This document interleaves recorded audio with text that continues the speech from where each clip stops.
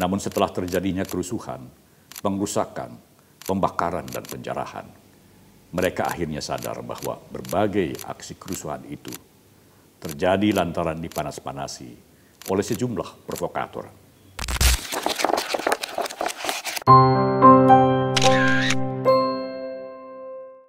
Kawan Minmot, apa yang telah kita alami pada pekan terakhir bulan Agustus dan pada hari-hari pertama bulan September bukan hanya sekadar mimpi buruk, tetapi kenyataan pahit yang berkali-kali terjadi di negeri ini.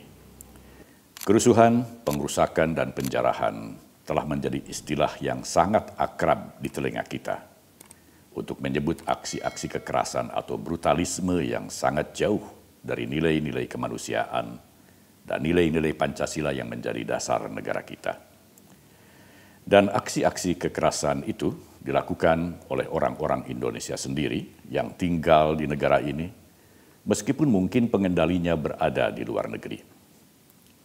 Aksi-aksi kekerasan yang terjadi di negara kita mengingatkan kita pada istilah amok atau amuk, sebuah akar kata yang berasal dari bahasa Jawa dan Melayu, tetapi sudah diserap atau diadopsi ke dalam bahasa Inggris. Kata amok atau amuk bisa kita temukan dalam Kamus Bahasa Inggris, Oxford Dictionary. Dalam Oxford Dictionary disebutkan bahwa amok atau amuk adalah sebuah perilaku yang tidak terkendali dan dapat menimbulkan kerusakan. Sedangkan dalam Kamus Besar Bahasa Indonesia atau KBBI disebutkan bahwa amuk yang merupakan kata dasar dari mengamuk adalah tindakan menyerang dengan membabi buta karena marah, mata gelap, dan sebagainya. Mengamuk dalam KBBI juga diartikan sebagai kerusuhan yang melibatkan banyak orang. Dan perilaku ini sudah kita saksikan belum lama ini, baik secara langsung maupun melalui layar televisi dan tayangan-tayangan medsos, ketika sejumlah orang mengamuk, merusak, dan membakar fasilitas-fasilitas umum, gedung-gedung milik negara, bahkan gedung bersejarah seperti Gedung Gerahadi di Surabaya, sampai penjarahan ke rumah-rumah pribadi milik beberapa anggota dewan dan seorang menteri. Mengapa kata amuk bisa masuk ke dalam, maksud saya kenapa kata amuk bisa masuk dan diadopsi ke dalam Kamus Bahasa Inggris? Jawaban sederhananya adalah pergaulan lintas bangsa yang telah berlangsung sejak dulu di jagat raya memungkinkan setiap bangsa menyerap istilah atau kata berbahasa asing yang tanpa terasa masuk dan digunakan menjadi bahasa setempat. Seperti bahasa Indonesia yang banyak menyerap kata-kata dari bahasa Arab, Portugis, Belanda, dan Inggris. Begitupun sebaliknya. Tetapi kawan Minmot, riwayat masuknya kata amuk tidak sesederhana itu. Menurut beberapa sumber tertulis, kata amuk ini diboyong oleh orang-orang Belanda pada zaman kolonialisme dulu dan menjadi go international yang diserap ke dalam bahasa Inggris. Lantaran orang-orang Belanda sering menyaksikan orang-orang Indonesia atau kaum pribumi yang tiba-tiba mengamuk dan menyerang semua orang secara membabi buta tanpa terkendali, hingga mengakibatkan banyak kerusakan. Bisa jadi kemarahan yang meluap secara tiba-tiba itu merupakan akibat kemarahan terpendam terhadap penjajah Belanda.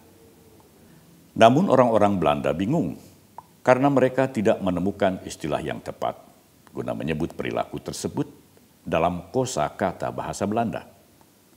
Maka diambillah istilah amuk dan diserap ke dalam bahasa mereka sampai akhirnya go international dan menjadi salah satu kata serapan dalam bahasa Inggris. Apakah kita merasa bangga dengan masuknya istilah amuk ke dalam bahasa asing? Tidak. Kita tidak boleh bangga. Karena itu merupakan hal yang sangat memalukan. Kita juga tidak akan mengakui bahwa perilaku mengamuk, membabi buta, itu seolah-olah merupakan salah satu tradisi bangsa Indonesia. Perilaku amok atau amuk inilah yang kerap dimanfaatkan para provokator untuk menciptakan kemarahan membabi buta yang mengakibatkan kerusuhan. Padahal, para pendiri bangsa kita sudah menanamkan keyakinan kepada kita bahwa bangsa Indonesia adalah bangsa yang sangat santun, bangsa yang sudah terbiasa menghargai dan menghormati orang lain meskipun berasal dari akar suku, etnis, dan budaya yang berbeda-beda. Sebagai bukti, masing-masing kita menerima dengan ikhlas untuk hidup berdampingan dan mempererat tali persaudaraan dengan saudara-saudara kita yang berbeda-beda suku, bangsa, etnis, budaya, dan agama, dan menyatu menjadi bangsa besar yang Bhinneka Tunggal Ika dalam Pangkuan Negara Kesatuan Republik Indonesia.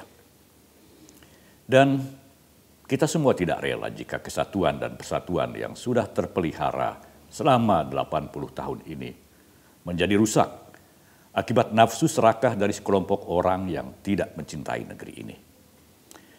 Bangsa kita seperti yang sering disinggung oleh Presiden Prabowo Subianto adalah bangsa yang gemar bergotong royong. Kalaupun kemudian ditemukan perbedaan pendapat itu akan didialogkan secara musyawarah dan mufakat untuk mencari solusi yang terbaik atau win-win solution.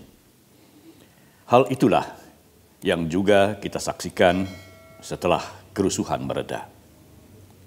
Para pengemudi ojek online yang sebelumnya melakukan aksi unjuk rasa besar-besaran untuk menuntut keadilan atas tewasnya rekan mereka, Afan Kurniawan, akhirnya melakukan tabayun dengan menggelar aksi damai, membagi-bagikan bunga kepada para petugas kepolisian yang semula saling berhadapan. Para pengemudi ojek online dan para petugas kepolisian saling berangkulan dan saling bermaaf-maafan dalam suasana penuh persaudaraan. Meskipun tidak terucapkan, peristiwa ini menunjukkan bahwa para pengemudi ojek online dan para petugas kepolisian sama-sama menginginkan terciptanya kehidupan yang damai dan kembali bekerja di bidangnya masing-masing, serta hidup berdampingan dalam suasana yang aman, tertib, dan tentram. Karena keduanya merupakan anak-anak bangsa yang mempunyai hak yang sama. Hal ini juga terlihat dari turunnya sejumlah anggota masyarakat termasuk para pengemudi ojek online yang bersama-sama para petugas membersihkan sisa-sisa kerusuhan. Pihak kepolisian juga sudah menindak para anggotanya yang sudah melakukan pelanggaran yang mengakibatkan tewasnya Afan Kurniawan. Satu persatu anggota kepolisian yang telah melakukan pelanggaran dan perbuatan tercela itu dijatuhi sanksi yang cukup berat, diantaranya berupa pemberhentian dengan tidak hormat atau pemecatan dari keanggotaan kepolisian. Tabayun juga dilakukan para pimpinan DPR RI yang menggelar dialog terbuka dengan sejumlah perwakilan organisasi mahasiswa di gedung DPR. Para perwakilan mahasiswa itu menyampaikan kembali aspirasi mereka terkait evaluasi dan pembenahan di lingkungan Dewan Perwakilan Rakyat. Dan para pimpinan DPR RI berjanji akan segera memenuhi permintaan para mahasiswa, di antaranya peninjauan kembali tunjangan-tunjangan untuk para anggota Dewan, serta pembenahan kinerja para wakil rakyat yang duduk di parlemen. Bahkan sudah ada keputusan yang mulai diberlakukan, yakni menghentikan tunjangan dan gaji untuk beberapa anggota dewan yang sudah dinonaktifkan lantaran telah melontarkan kata-kata yang dinilai menyakiti hati rakyat. Pimpinan DPR juga berjanji akan segera membahas rancangan undang-undang perampasan aset hasil tindak pidana korupsi setelah selesai pembahasan RUU KUHP. Setelah itu pemerintah yang diwakili Menteri Sekretaris Negara Prasetyo Hadi, Menteri Pendidikan Tinggi Sains dan Teknologi Brian Yuliarto, serta Wakil Menteri Sekretaris Negara Juri Ardiantoro, menerima perwakilan mahasiswa dari Badan Eksekutif Mahasiswa Seluruh Indonesia atau BEM SI Kerakyatan dan Cipayung di Istana Merdeka. Dalam kesempatan itu perwakilan mahasiswa menyampaikan kembali tuntutannya kepada pemerintah untuk melakukan investigasi atas dugaan makar pasca kerusuhan dan demo besar-besaran di berbagai daerah, seperti yang pernah disinggung Presiden Prabowo. Mahasiswa juga kembali mendesak pemerintah untuk segera membahas RUU perampasan aset bersama DPR RI. Aspirasi para mahasiswa ini diterima dengan baik oleh pemerintah yang akan berkoordinasi secara lintas kementerian dan lintas lembaga negara terkait guna menindaklanjuti tuntutan para mahasiswa. Sedianya, para perwakilan mahasiswa ini akan diterima langsung oleh Presiden Prabowo. Namun karena Presiden Prabowo harus menghadiri peringatan Maulid di Masjid Istiqlal, untuk sementara Mensesnek dan Mendikti tampil mewakili Presiden guna menerima perwakilan para mahasiswa tersebut. Di lain kesempatan, Presiden Prabowo akan menggelar dialog langsung dengan para mahasiswa. Dialog dan musyawarah seperti inilah yang diharapkan akan terus dilakukan pemerintah dan Dewan Perwakilan Rakyat dengan perwakilan-perwakilan masyarakat guna mencari solusi terbaik bersama-sama demi kemaslahatan bangsa dan negara. Musyawarah dan dialog adalah tradisi bangsa Indonesia yang harus terus-menerus dibudayakan. Dan pemerintah serta DPR sudah menunjukkan niat baiknya yang semoga dihargai dan dihormati oleh seluruh lapisan masyarakat. Presiden Prabowo pernah mengatakan bahwa aspirasi-aspirasi murni yang disampaikan masyarakat, termasuk mahasiswa, akan dihormati dan diperhatikan pemerintah. Karena hal itu sudah dijamin undang-undang. Asalkan aspirasi tersebut disampaikan dengan damai sesuai aturan yang berlaku, serta mempertimbangkan ketertiban masyarakat. Pemerintah hanya akan menindak tegas aksi-aksi kekerasan yang menjurus kerusuhan dan pengrusakan. Kawan Minbot, kita bersyukur bahwa Allah Subhanahu wa Ta'ala, Tuhan yang Maha Esa dan Maha Kuasa, selalu melindungi negeri ini dari nafsu angkara murka sekelompok orang yang selalu ingin berbuat kerusakan. Kita bersyukur bahwa Tuhan selalu memberikan petunjuk kepada bangsa Indonesia untuk bisa memilah-milah antara niat baik dari sebagian besar elemen bangsa dengan niat jahat dari sebagian kecil orang Indonesia yang ingin merusak negerinya sendiri. Masyarakat Indonesia pada umumnya menginginkan kehidupan yang aman, damai, dan tentram di negeri ini sehingga tidak mudah terprovokasi. Sayangnya, sebagian masyarakat sempat terpengaruh oleh berbagai provokasi yang muncul melalui media sosial serta para provokator di lapangan. Namun setelah terjadinya kerusuhan, pengrusakan, pembakaran, dan penjarahan, mereka akhirnya sadar bahwa berbagai aksi kerusuhan itu terjadi lantaran dipanas-panasi oleh sejumlah provokator.